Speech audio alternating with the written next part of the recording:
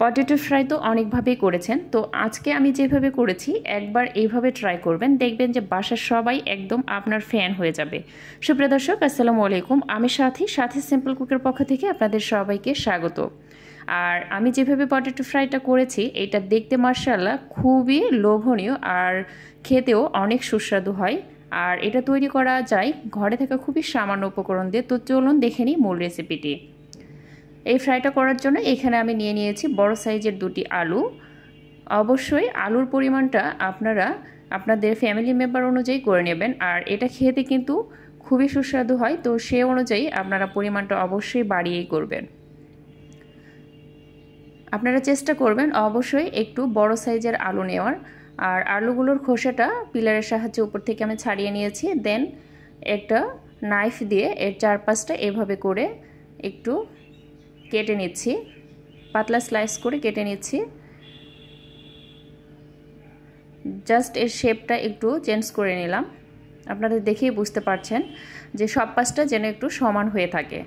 তারপর আমি মোটা মোটা স্লাইস করে কেটে নিচ্ছি। আসলে এটা বলে বোঝানোর কিছু নাই, আপনারা দেখে বুঝে নিতে পারবেন যে কিভাবে আমি কেটেছি। এইখান থেকে আমি 3টা স্লাইস করে নিয়েছি। আর পাশের সাইডগুলো দিয়ে আপনারা কিন্তু যে কোনো ভাজি কিংবা তরকারি করতে পারবেন, ফেলে দেওয়ার দরকার নাই। আর এই যে এগুলোই লাগছে, তো এগুলোকে আমি এভাবে 2টা কাঠি নিয়েছি, এর কাঠির মাঝখানে রেখে একটা নাইফের সাহায্যে এভাবে আমি কুচি করে নিচ্ছি। কুচি করার সময় অবশ্যই কাঠিগুলোকে হাত দিয়ে একটু চেপে ধরে থাকতে হবে, সরে গেলে কিন্তু আলুটা কেটে যাবে, তখন আর ডিজাইন যেটা ক্রিয়েট করতে চাচ্ছি সেটা কিন্তু আর আসবে না। এক পাশটা আমি সোজাসুজি কেটেছি আর আরেক পাশটা একটু কোনা করে কেটে নিচ্ছি।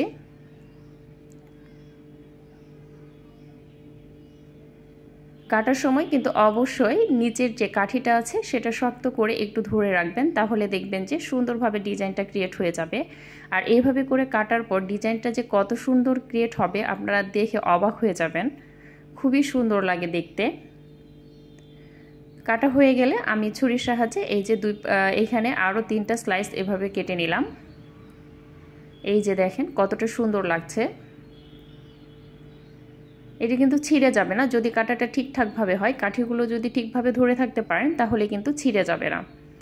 দেন এগুলোকে আমি পানির মধ্যে ডুবিয়ে রেখে দিচ্ছি। কাটার পর আলুটাকে অবশ্যই পানির মধ্যে ডুবিয়ে রেখে দেওয়ার চেষ্টা করবেন, এতে করে আলুটা কালো হয়ে যায় না।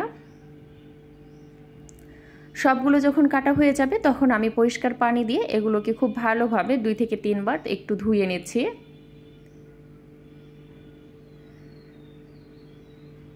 আমি 2টা আলু নিয়েছি, তাই কিন্তু পরিমাণটা অনেকটাই কম হয়েছে। এই যে দেখেন আমার ছেলেটা একদম হাত বাড়িয়ে দিয়েছে এখানে। এই যে দেখেন ডিজাইনটা কত সুন্দরভাবে বোঝা যাচ্ছে।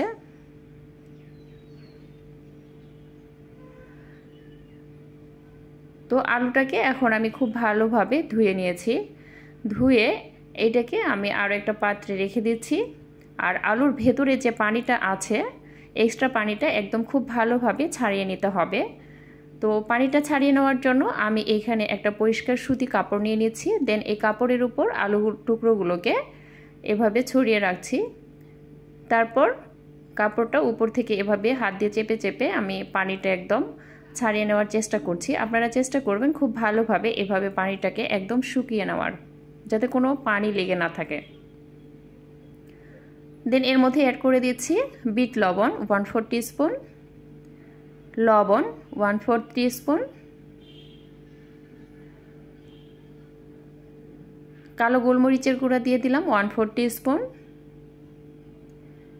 লাল মরিচের গুঁড়া দিয়ে দিলাম 1/4 টিস্পুন, দিয়ে আরও একটা প্লেটের সাহায্যে উপরটা ঢেকে এইভাবে হাতে নিয়ে আমি নাড়িয়ে নিচ্ছি, যাতে করে মশলাগুলো আলুর সাথে খুব ভালোভাবে মিক্সড হয়ে যায়। এই যে দেখেন আলুর সাথে খুব ভালোভাবে কিন্তু মিক্সড হয়ে গেছে। এই কাজটা কিন্তু আপনারা পলিব্যাগের ভেতরে করেও মুখটা আটকে করে নিতে পারেন, এতে করে দেখবেন আলুর কাটা অংশগুলোর ভেতরেও খুব ভালোভাবে মশলাটা ঢুকে যাবে। এই ফাঁকে আমি চুলায় একটি প্যানে তেল গরম হতে দিয়েছিলাম। আর তেলটা কিন্তু খুব বেশি গরম করা যাবে না, একদম ধোয়া ওঠা গরম করা যাবে না, হালকা একটু গরম হয়ে আসলে এর মধ্যে আমি এই আলুর স্লাইসগুলো ছেড়ে দিচ্ছি। আর চুলার আঁচটাকে অবশ্যই এ পর্যায়ে মিডিয়াম টু লোতে রাখবেন। চুলার আঁচটাকে লোতে রেখেই আস্তে আস্তে এগুলোকে ভেজে নিতে হবে, আর মাঝে মাঝে এভাবে একটু উল্টিয়ে দেওয়ার চেষ্টা করবেন। তাহলে সব পাশটাই সুন্দর একটা কালার আসবে। হালকা ব্রাউন কালার হলে আপনারা পারফেক্ট কালার একটা নিয়ে এসে নামিয়ে নিতে পারেন।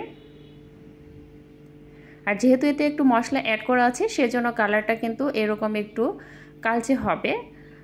তো খুব বেশি ফ্রাই করার দরকার নাই, তাহলে কিন্তু অনেক বেশি ক্রিস্পি হয়ে যাবে আর তিতা লাগবে। তো হালকা একটু ফ্রাই করলে দেখবেন যে একটু নরম থাকবে, তবু নামিয়ে নেওয়ার কিছুক্ষণ পর কিন্তু এটা অনেকটা ক্রিস্পি হয়ে যায়, একদম মুচমুচে হয়ে যায়। তো দেখতেই তো পেলেন কত সহজ রেসিপিতে আমি পটেটো ফ্রাইটা তৈরি করার চেষ্টা করেছি। আশা করছি আপনাদের ভালো লেগেছে। যদি ভালো লাগে অবশ্যই লাইক, কমেন্ট এবং শেয়ার করে পাশে থাকবেন। আর চ্যানেলে নতুন হয়ে থাকলে অবশ্যই চ্যানেলটিকে সাবস্ক্রাইব করে পাশেই থাকবেন। আর যারা ফেসবুক পেজ থেকে দেখছেন তারা অবশ্যই একটা ফলো দিয়ে রাখবেন। তাহলে আজকের মতো বিদায় নিচ্ছি। আল্লাহ হাফেজ।